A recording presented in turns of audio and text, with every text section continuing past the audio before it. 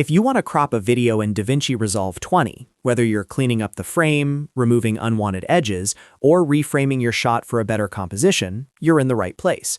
In this quick but detailed tutorial, I'm going to show you exactly how to crop video in DaVinci Resolve 20 using a few different methods, so you can choose the one that feels easiest for your workflow.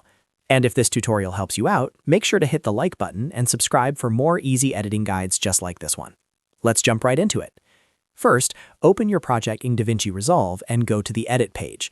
Once you've imported your footage, place the clip on the timeline and click on it so it becomes selected. This is important because the cropping controls will only apply to the clip you've chosen. Now look over to the Inspector panel. If you don't see it, make sure the inspector is turned on in the top right corner. With your clip selected, go to the Video tab inside the inspector. This is where you'll find most of the basic clip adjustments, including zoom, position, rotation, and cropping. Scroll down until you find the cropping section. Here you'll see separate controls for crop left, crop right, crop top, and crop bottom. These sliders let you trim away parts of the frame very precisely. For example, if there's unwanted space on the left side of your shot, simply move the crop left slider until that area disappears. You can do the same for the top, bottom, or right side depending on what you want to remove. This is the easiest method if you want exact control over the frame. You can crop a little bit for a cleaner look, or crop more aggressively if you're trying to change the composition completely. As you adjust the sliders, you'll see the image update immediately in the viewer, so you can fine-tune it in real time. Now here's a very useful tip. After cropping, the image may not fill the screen the way you want it to, especially if you've removed a lot from the edges. If you want to keep your subject centered and fill the frame back up, go to the Transform section right above cropping and adjust the zoom slider. Increasing the zoom will enlarge the image so it fills the screen again, which is great for reframing and making the shot feel balanced.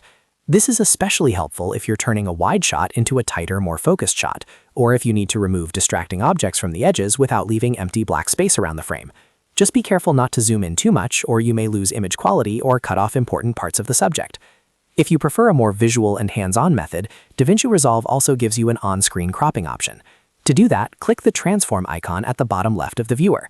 From the drop-down menu, select Crop. Once that mode is active, you'll see white handles appear around the clip in the viewer. Now you can manually click and drag those white handles to crop the frame visually. This can feel much faster if you like working directly on the image instead of typing in slider values. It's a great option when you want to quickly see exactly what you're removing while adjusting the composition on the fly. As you drag the handles, you'll notice the frame changing in real time, which makes it very easy to line up your crop exactly the way you want it. If you need precision, you can combine this with the inspector settings to fine-tune the result after making the initial adjustment. So to recap, if you want the most precise control, use the cropping section in the inspector. If you want to keep the shot centered and fill the frame, use zoom after cropping. And if you want a more visual workflow, use the on-screen crop controls in the viewer and drag the handles manually. That's how to crop video in DaVinci Resolve 20.